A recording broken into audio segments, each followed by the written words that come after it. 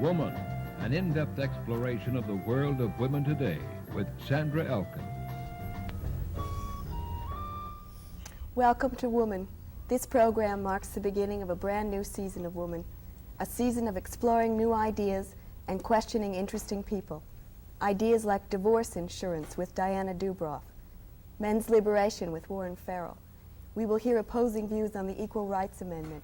We will discuss premenstrual tension and depression on one show and ask why some women are dissatisfied with their gynecologists on another.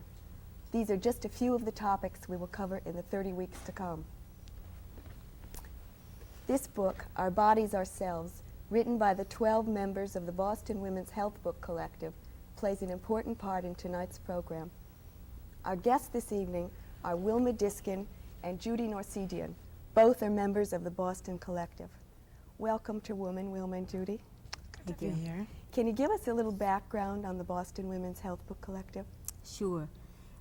We grew out of a conference, a women's liberation conference in Boston in May 70. And there was a workshop called Women in Their Bodies. And people discussed about themselves and about their bodies, experiences they had with doctors, good ones and bad ones, mostly frustrating ones. And we found that we just wanted to keep meeting. So after the conference was over, we met at one of our houses and kind of rotated, from house. Every week we met at a different person's house.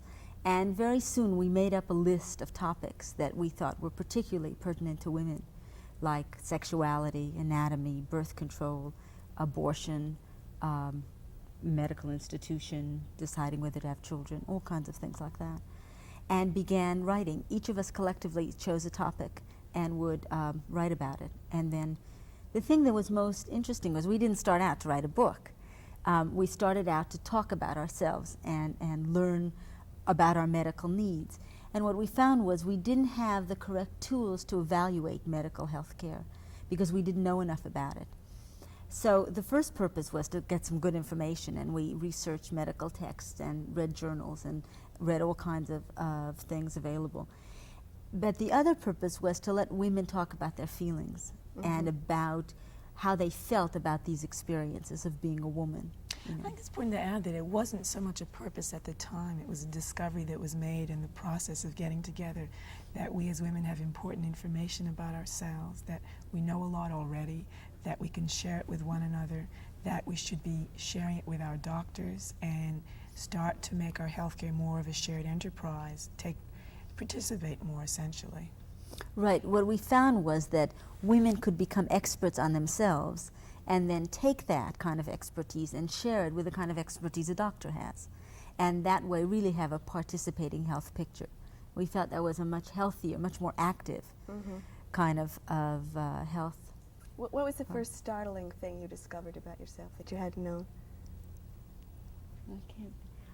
There were a number of aha experiences. A lot of them had to do with sexuality and masturbation, for instance. I mean, people would tell incredible stories about how doctors would say women can't masturbate. They don't have the anatomy. That kind of, just really starting from very basics and learning about female sexuality and learning that women had feelings, had aggressive sexual feelings, had initiating sexual feelings, and that was okay. That was just part of being a person. Another thing was the discovery that many other women had similar thoughts, feelings, fantasies that I had, that I wasn't such a crazy, different person. And to begin to share it, communicate this with other women was very important. I think it's also important to add that in the beginning, the women who got together wanted to compile a doctor's list, and the discovery that they didn't have the information with which to evaluate doctors was quite a blow.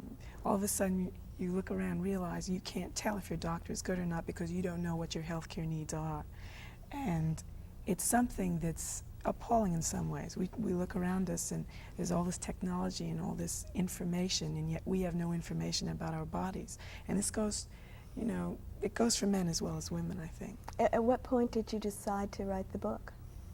Well, actually, we started writing the papers, and the papers were a course, and we titled it A Course for Women, formed by women. And after about a year, the course was ready to be given, and we gave it to a group of women, of about 100 women. And it was very exciting because that the whole process that we had gone through was as exciting as the information that we found out. You know, the researching during the week, the coming back and saying, "Oh, look what I found! You know, look at this piece of information. Isn't this interesting?"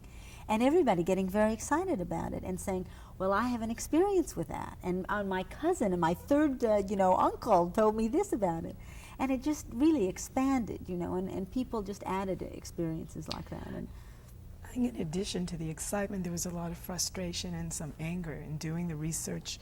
I think we came to realize that the medical profession and medical institutions are largely focused on curing diseases rather than preventing illnesses. And preventive medicine, which is, I think, beginning to come more into focus, is really important. Nutrition, for example, good nutrition may be one of the most important preventive medicines. Right, we emphasize that, the preventative medicine in our book. You know, we talk about pap smears and how every woman should have a pap smear every year.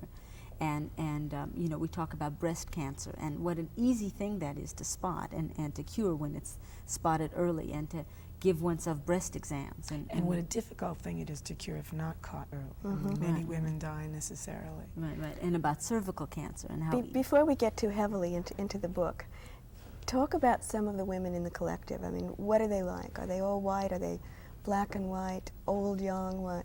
Well, in our introduction, we say that, you know, mostly we're white, middle-class, educated women, and most of us are married. Some are not. You are not, Judy. Well, no. Some of us have children. In fact, we figured out that we have 13 children among the 12 of us. That's not 2.5 or whatever. No, I guess not. What else about us? We're really ordinary women, and we're very special women, like, you know, all of us are. I mean, that's one of the discoveries we made, that women can get together and do something that they beforehand weren't so sure that they could do. You know, a project that's worthwhile, that gives us a lot of growing, and that's a contribution, really. I think it's important that the women in this group happen to really like each other. It's been together almost 4 years, and that's quite a long time for any women's group. And the fact that we all like each other very much, want to be together outside of work, is important. I think it's kept us together, you know, in addition to our concern for health care and health education, and wanting to work on projects to further women's self-knowledge. Particularly health education. Yeah. Let's talk a little bit now about the book and preventive health care for women. Right. Well, we talked a little bit about that, about how we emphasize pap smears, and we talk about cervical cancer, and we talk about breast cancer. We talk about... Well, maybe to get into more details, cervical cancer, for instance, if caught early, is 100% treatable practically. I mean, the incidences of failure to cure cancer when it's caught early in the cervix is just very rare.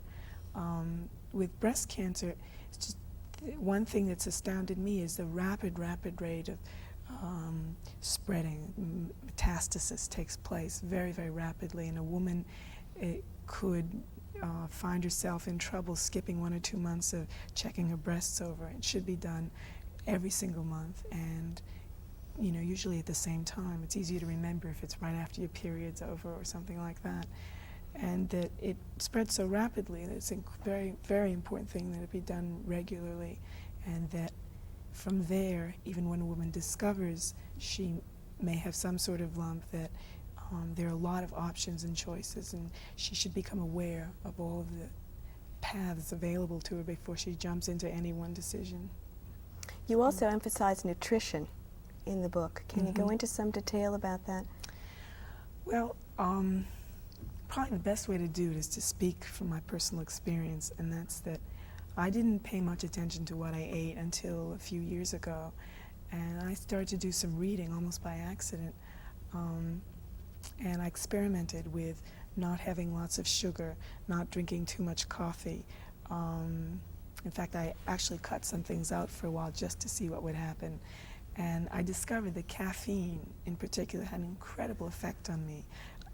2 or 3 cups of coffee and I would be racing, and sometimes I wouldn't realized the reason I was nervous or tense or speeding inside was that I'd had 2 or 3 cups of coffee. And the same thing was true for sugar. A lot of sugar at any one point would make me feel good for a few minutes and give me some energy, and then I'd feel very sluggish, fatigued, sometimes depressed. And after doing some reading, I realized that any large intake of sugar is followed by low blood sugar level. It's a little bit more complex. I wouldn't want to get into it now, but it's basically sounds contradictory. If you take in sugar, you're going to end up with a low blood sugar level, but that's what happens. Did you go to a doctor? No, I didn't go to a doctor. It wasn't that, remarkable a symptom, and it wasn't upsetting me that much. But the contrast, how I felt after I started being more careful, and if I had some sugar foods, I tended to have some protein foods with the sugar food so that it would be absorbed more slowly into my system. I would just pay more attention to what I was eating and when I was eating it. I wouldn't eat a lot right before I went to sleep, just because my sleep would be less restful. And I ended up feeling a lot better, and I have much more energy for all the things I want to do. You, in fact, wrote some of that chapter. Did you write the whole chapter? Most of it, but a lot of women helped me. I had a nutritionist, Jean Maillet, read it, and he's been very helpful. And I disagree with a lot of things that he said and done, but I respect a lot of what he says. I think it's important to say right now that much of the book was written by other women, not just the 12 of us. There's a whole chapter written by a group of gay women in the Cambridge area. Many women added their experiences, their thoughts, their feelings. There's a beginning menopause chapter, right. And it's really just a beginning, and we would like to expand it and make it a lot more than a beginning. But it was done by one of the mothers of the women in the group. She and her friends got together and wrote about their experiences, and that's one of the chapters that I'm particularly interested in and fond of. And as I say, it really is just a beginning. But we don't talk very much about aging in the society, and I think it's a subject that women and young women increasingly are becoming more interested in. And one of the things that's so sad is that we do equate, the culture equates sexuality and desirability with our reproductive organs. And during menopause, which is a time when the reproductive organs cease to function, we begin to think of ourselves not as real women, not as full women, and certainly not as desirable. And in talking to women who have some perspective and who have had some preparation for menopause, we begin to find out that, first of all, as far as sexuality goes, that their own feelings about it haven't changed. In fact, some of them feel much better about themselves since they don't have to worry about kids and about birth control. And that, it certainly has nothing physically to do with whether you can enjoy sex and feel good about yourself.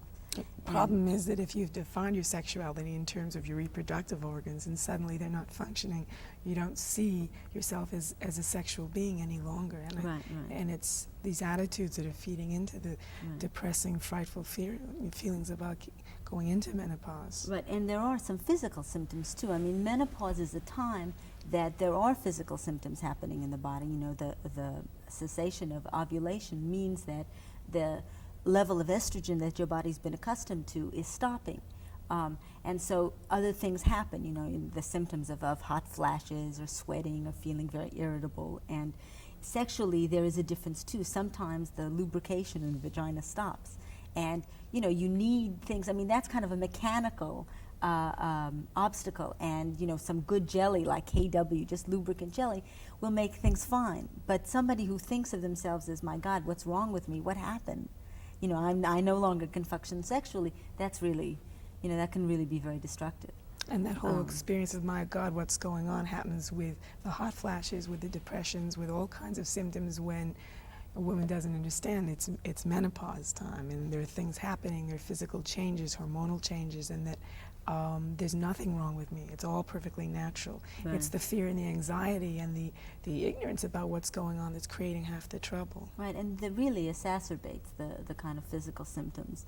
Not always, but a good deal of the time. And, if we had a lot more talking and more accepting and more knowledge about menopause, I think it would be a lot easier. and it would be a much more fruitful time. You know, Well, I think the chapter on menopause is marvelous. Well, it's really only a beginning. Yes. We'd really love to see a group of older and younger women get together and do a whole book about it. It really needs attention badly. Will you expand it when you revise the book? Yes, it will be. Yes, and more experiences. One of the things toward the end of the book that I'm interested in is your section on women in healthcare. My first question is, why just women? I mean, both men and women complain about our healthcare system. Well, one of the things is, what we've said is, we have on the cover that this is a book by and for women. It's also a book for men, and we want men to read it, and we want them to know how we feel. And as far as the medical part goes, it's really a book for patients. But in the women in medical healthcare system, what we talk about is that women go to see a doctor 25% more than men do. If you count visits with children, it's 100% more. They're admitted to mental hospitals more often. They take 50% more drugs. Exactly, more prescription Prescriptions. drugs. Incredible statistics. They're 75% of the healthcare force, and yet a very few percent. What percentage of There's 7% of the doctors and 3% Exactly. of the OBGYNs, which is pretty right, incredible. which is kind of incredible. I mean, as far as their numerical numbers go, they're far superior to men in the field, and yet as far as the power base goes, they have virtually no power, and they're in mostly menial jobs. I must say that's changing. There are more women doctors. Yes. Few. There's still not that many women going into obstetrics and gynecology. It's not a field that's welcoming women for difficult times, sometimes because of the attitudes they're facing. And one of the most upsetting things for me was to read some of the OBGYN textbooks, which are presented to medical school students, and to read what was in them. One quote, the core of the female personality consists of passivity, masochism, and Yes, female I read that. narcissism. And that was in a textbook from 1971. Right. Yes. And there's a lot of stuff in the textbooks about women wanting their doctors to be in the image of God and want to look up to them Paternal. and have him take care of everything.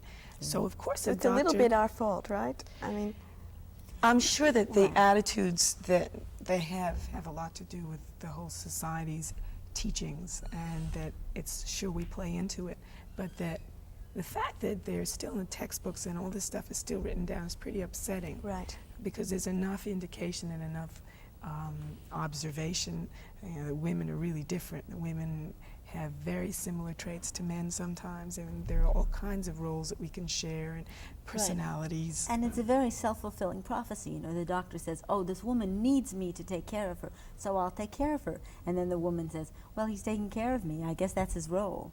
So, I'll just let it You go. offer some practical advice. Yeah. Yeah. What can a woman do? Well, the first thing is to start taking some responsibility for her own health care. That is her own body, and getting to know it, so that she can share with her doctor, so that she has a list of questions and says, this is what I feel is happening, and this is how I feel about it. What can you tell me about these things? And also to feel that any pain or problems she may have are legitimate. She's not a hysterical woman because she's having premenstrual cramps that are unbearable and she wants some help. And if she gets a response like, you'll be all right, it's all in your head, it's just emotional, that she persists. And there have been too many instances, and we have hundreds of letters, have to do with a woman going to her doctor about a certain severe pain and being told it was in her head and given some placebo and ending up with endometriosis or some severe condition which might have all kinds of consequences. And that women need to know that their symptoms are usually valid, and that they shouldn't let them be ignored. Well, how are they But- going to know, though? Well, if one doctor, if they're pretty strong about it, and sometimes, it's good to take a friend if you feel really intimidated in facing your doctor, but if that doctor doesn't give them anything that's satisfactory, they should go to another doctor. And that's very hard to do, because of the psychological buildup, but it's essential. Well, also- one of the things you say, though, is that we're limited by 4 or 5 things in what's available to us in healthcare. You mentioned geography as one. Maybe this is a good point to bring in some of the other ways we're limited. Well, it's true. I mean, if we're in an urban setting, I don't think we're as limited. There are good OBGYNs in most urban settings, and we should find them out. I think it's important what Wilma said about having a friend go with you to ask the questions you may forget or lose confidence. Also make a list. A list helps sometimes. Women are great list makers. And not to fear But that way you don't forget. going to another doctor. I mean, doctors in general frown upon that consumer attitude. Well, if I'm not getting what I want here, I'll go to another place. But that's what we advocate. That's what a we need real to do. consumer. That way, Right. doctors will change and we'll be getting more of what we want. I must say the word consumer startled me because you really don't think of yourself as a consumer. Yeah, exactly. We don't think of ourselves as health consumers, but all of us are health consumers, and women are the biggest health consumers. Mhm. And therefore, really, we should have the largest interest because we have the largest investment. in It's health. interesting, but looking at it that way helps to take some of the mystique out of the whole Right. experience. Yeah. Going to the doctor, this very Yes. special magic person. Yeah. If we look upon him as another individual, like a lawyer or an architect who's performing a service, then we can feel more justified in demanding that we get really good care. Right, and that's another thing about our book. It's really for every woman and man.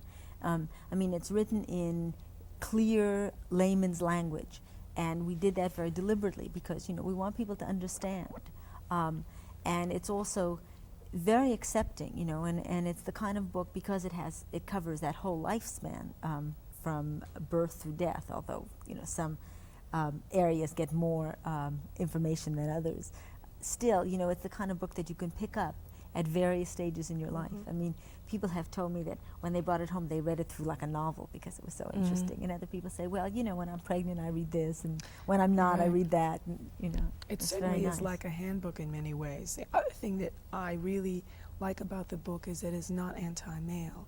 And so much of the stuff coming out of the women's movement, and this certainly is coming from the women's movement, is very hostile towards men. Is it anti-marriage? I don't think so. No. No, I think it presents No, alternatives it's not to marriage. anti-anything, but it's pro-woman. It's And it's very pro accepting. alternatives for women, like what's right for you. Right, you know, right. And find out. alternatives for people, too. I think that women who've written to us have remarked about that. I can read that this. would be interesting. Tell us about some of the letters. Oh, there have been many. They've been terrific. Most of them respond to the healthcare section, some nightmare with a gynecologist, or respond to the sexuality section. I finally worked out a sexual relationship with my partner, my husband. We just didn't understand what was going wrong. And that's a really heartwarming kind of letter. Yeah. Two people who love each other and because of a lack of knowledge can't work out a sexual problem. It's just, it's almost a shame that exists. Do you hear from medical people? Well, Very rarely. we haven't heard from many medical people, but it's interesting because there's a magazine called Medical News. World News. World News. Medical World News, right. And there was a section, I believe it was June, about women and women's liberation impact on the medical world. And first of all, it had our book on the cover, and it talked about our book inside. And Sanford Bowles, who's He's the head of the committee, curriculum committee for the American Accreditation, No, the- College of Accreditation. Association of American Medical Colleges. Right, predicted that our book would be a medical text. And that's exactly what we hope will happen. We really think that medical schools and students need this kind of information, need some good, positive information about women, and some real information about what they feel like and what they consider their problems are. And we also would like to see it go into the schools.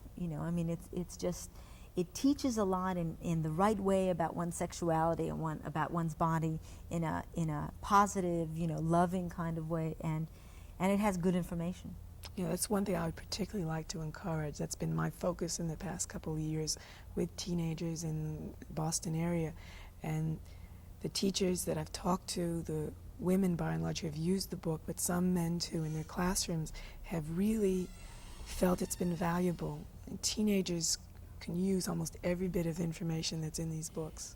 I think particularly the section on VD is important for teenagers.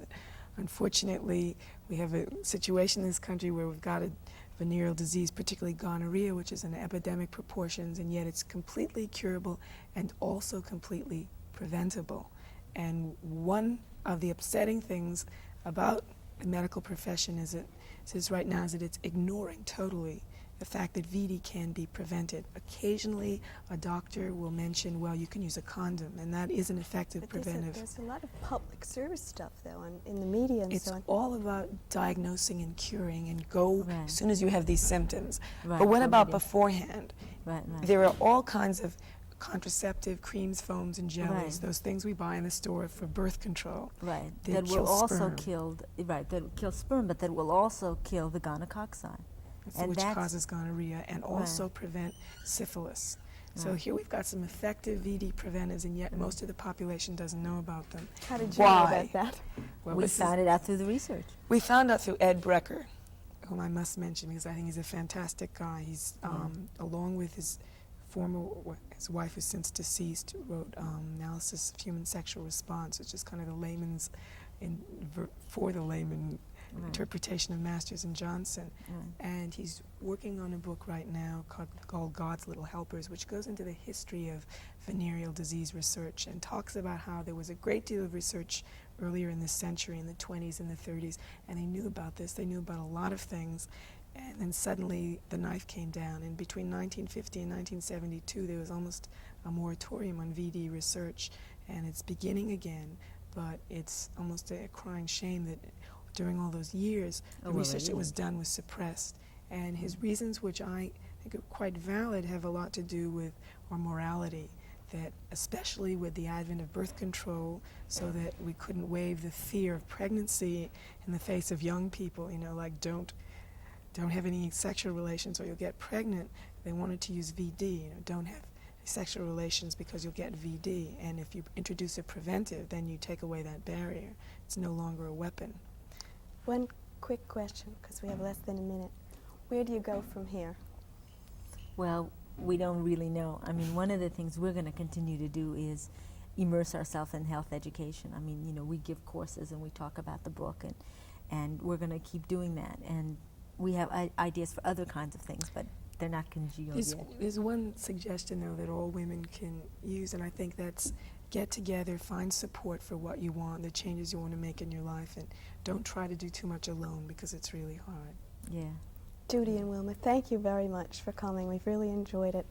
Thank you, and good night for women. See you next week.